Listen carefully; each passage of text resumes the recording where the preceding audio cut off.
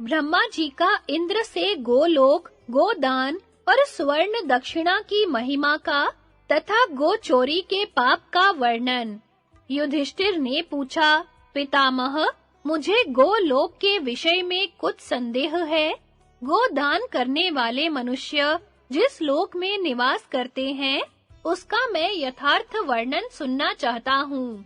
भीष्म जी ने कहा, युधिष्ठिर, इस विषय में जानकार लोग एक प्राचीन इतिहास का उदाहरण दिया करते हैं।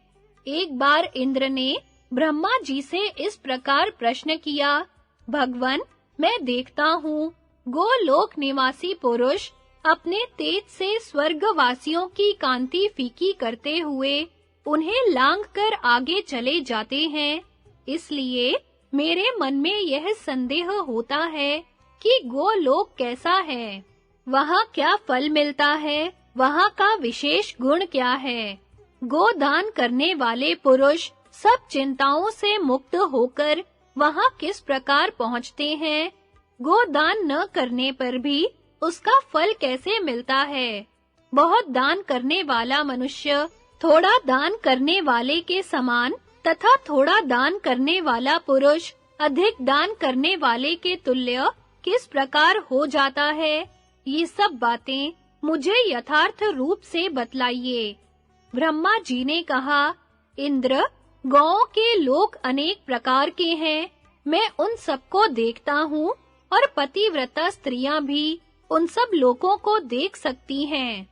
उत्तम व्रत का पालन करने वाले शुद्ध चेता ब्रह्म ऋषि तो अपने शुभ कर्मों के प्रभाव से उन लोकों में सशरीर पहुंच जाते हैं।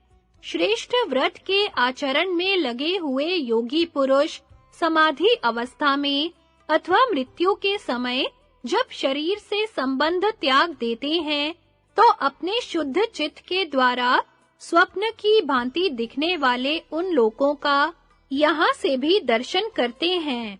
अब तुम उन लोकों के गुणों का वर्णन सुनो।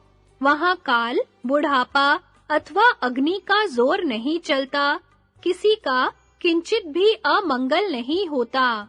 वहाँ पर न रोग है, न शोक। इंद्र, वहाँ की गौएं अपने मन में जिस वस्तु की इच्छा करती हैं, वह सब उन्हें प्राप्त हो जाता है। यह मेरी प्रत्यक्ष देखी हुई बात है। वे जहाँ जाना चाहती हैं, जाती हैं, जैसे चलना चाहती हैं, चलती हैं और संकल्प मात्र से ही संपूर्ण कामनाओं का उपभोग करती हैं। बावड़ी, तालाब, नदियाँ, तरह-तरह के वन, ग्रह, पर्वत आदि सभी वस्तुएं वहाँ उपलब्ध हैं, जो संपूर्ण प्राणियों को मनोरम जान पड़ती हैं। वहाँ की वस्तुओं पर सबका समान अधिकार देखा जाता है। इतना विशाल दूसरा कोई लोक नहीं है। जो पुरुष सब कुछ सहने वाले, क्षमाशील, दयालु, गुरुजनों की आज्ञा में रहने वाले और अहंकार रहित हैं, उन्हीं का गोलोक में प्रवेश होता है।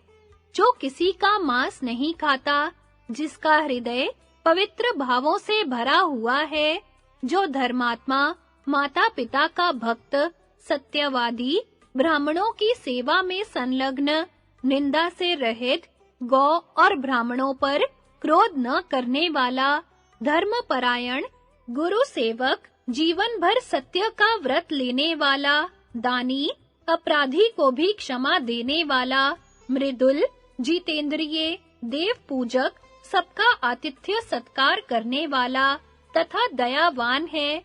ऐसे ही गुणों वाला मनुष्य उस सनातन एवं अविनाशी गोलोक में जाता है। पर स्त्रीगामी, गुरु हत्यारा, असत्यवादी, बकवादी, ब्राह्मणों से वैर रखने वाला, मित्रद्रोही, ठग, कृतघ्न, शठ, कुटिल, धर्मद्वेषी और ब्रह्म हत्यारा, इन सब दोषों से युक्त दुरात्मा मनुष्य मन से भी कभी गोलोक का दर्शन नहीं पा सकता, क्योंकि वहां पर पुण्य आत्माओं का निवास है। इंद्र, यह सब मैंने विशेष रूप से गोलोक का महात्म्य बतलाया है। अब गोदान करने वालों को जो फल प्राप्त होता है, उसे सुनो। जो पुरुष अपनी पैतृक संपत्ति से प्राप्त हुए धन द्वारा गौएं खरीदकर दान करता है, वह उस धन से धर्म पूर्वक उपार्जित किए हुए अक्षय लोकों को प्राप्त होता है। पिता के हिस्से से जो गौएं न्याय पूर्वक प्राप्त हुई हो, उनका दान करने से दाता को अक्षय लोक मिलते हैं। जो पुरुष दान में गौ लेकर फिर उसका शुद्ध हृदय से दान कर देता है, उसे भी अक्षय लोकों की प्राप्ति होती है। जो जन्म से ही सदा सत्य बोलता, जितेंद्रिय रहता, गुरु तथा ब्राह्मण के अपराध को सह लेता और क्षमावान होता है, वह गोलोक में जाता है। ब्राह्मण को कभी कुवाच्य नहीं बोलना चाहिए और मन से भी गौओं की बुराई नहीं करनी चाहिए।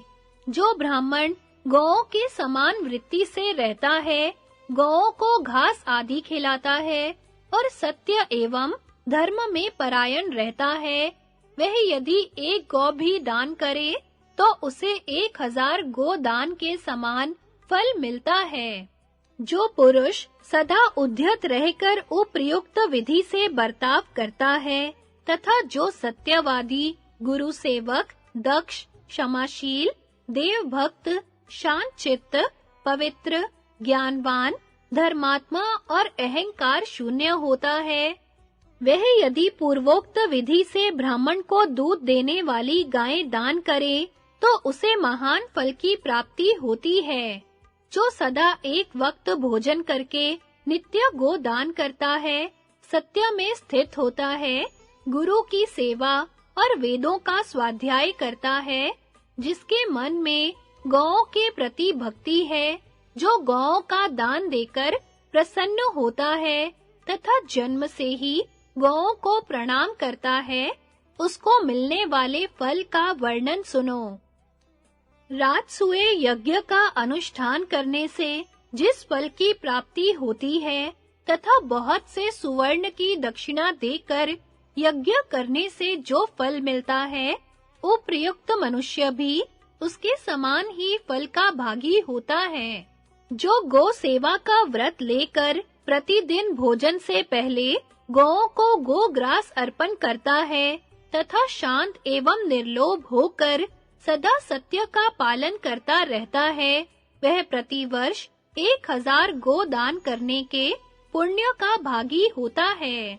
जो एक वक्त भोजन करके दूसरे वक्त के बचाए हुए भोजन से गाय खरीदकर दान करता है, वह उस गाय के जितने रोए होते हैं, उतने गौओं के दान का अक्षय फल प्राप्त करता है। गौओं के रोम रोम में अक्षय लोकों का निवास माना गया है। जो संग्राम में गौओं को जीतकर उन्हें दान दे देता है, उस पुरुष का वह दान अपने को बेचकर दान करने के समान माना जाता है।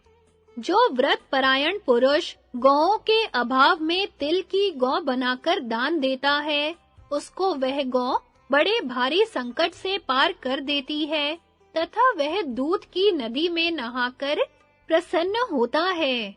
केवल गौओं का दान कर देना ही प्रशंसा की बात नहीं है। दान करते समय पात्र, काल, गौ विशेष, गोदान की विधि, समय ज्ञान, ब्राह्मण और गाय के अंतर पर भी विचार कर लेना चाहिए तथा यह भी ध्यान रखना चाहिए कि यह गौ जहाँ जा रही है, वहाँ इसे धूप और आग से कष्ट तो नहीं पहुँचेगा। जो स्वाध्याय संपन्न, शुद्ध योनि, शांत चित्त, यज्ञ परायण, पाप से डरने वाला, बहुज्ञ, गौओं पर क्षमा का भाव रखने वाला, मृदुल स्वभाव, शरणागत वत्सल और जीविकाहीन हो, वही ब्राह्मण गोदान का उत्तम पात्र है। जो जीविका के बिना बहुत कष्ट पा रहा हो तथा जिसको खेती या यज्ञ होम करने, प्रसूता स्त्री को दूध पिलाने तथा गुरु सेवा अथवा बालक का लालन पालन करने के लिए गौ की आवश्यकता हो, उसको साधारण देश काल में भी दूध देने वाली गौ का दान करना चाहिए। दूध देने वाली, खरीदने अथवा विद्या से प्राप्त हुई युद्ध में प्राणों को संकट में डालकर पराक्रम से प्राप्त की हुई, दहेज में मिली हुई, संकट से छुड़ाकर लाई हुई या पालन पोषण के लिए अपने पास आई हुई गौ श्रेष्ठ मानी जाती है। रिष्ट पुष्ट, सीधी साधी, जवान और उत्तम गंध वाली गायें प्रशंसनीय मानी गई है। जैसे गंगा सब नदियों में श्रेष्ठ है, उसी प्रकार कपिला गौ सब गौओं में उत्तम है। गोदान की विधि इस प्रकार है, दाता 3 रात तक उपवास करके केवल पानी के आधार पर रहे, पृथ्वी पर शयन करे और गौओं को घास भूसा खिलाकर पूर्ण तृप्त करे। तत्पश्चात ब्राह्मणों को भोजन आदि से संतुष्ट करके उन्हें वे गौएं दान करे। उन गौओं के साथ दूध पीने वाले रिष्ट पुष्ट बछड़े भी होने चाहिए तथा गौएं भी ऐसी हों जो अच्छी तरह चल फिर सकें। गोदान के पश्चात 3 दिन तक केवल गो रस पीकर रहना चाहिए। जो गौ सीधी साधी हो, धूते समय तंग न करती हो, जिसका बछड़ा सुंदर हो, जो बंधन तोड़कर भागती न हो, ऐसी गौ दान करने से उसके शरीर में जितने रोए होते हैं, उतने वर्षों तक दाता परलोक में सुख भोगता है। जो मनुष्य ब्राह्मण को बोझ उठाने में समर्थ जवान, बलिष्ठ, सीधा साधा, हल खींचने वाला और शक्तिशाली बैल दान करता है, वह 10 गौ देने वाले के लोगों को प्राप्त होता है। जो दुर्गम वन में फंसे हुए ब्राह्मणों और गौओं का उद्धार करता है, वह एक ही क्षण में समस्त पापों से मुक्त हो जाता है तथा उसे नाना प्रकार के दिव्य लोकों की प्राप्ति होती है। इतना ही नहीं, वह गौओं से अनुग्रहित होकर सर्वत्र पूजित होता है।